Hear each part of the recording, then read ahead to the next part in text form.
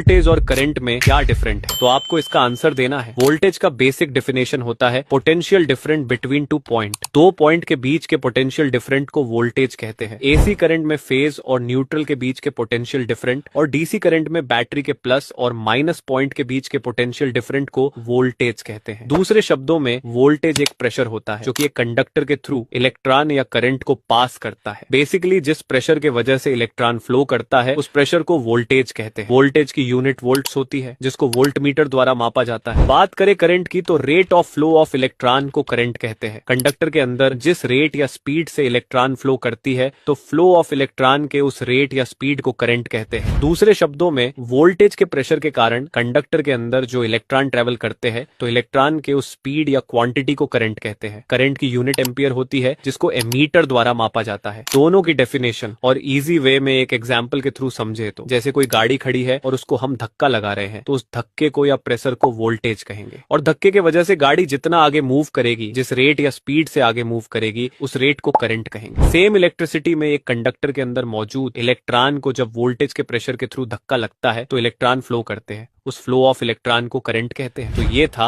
voltage और current की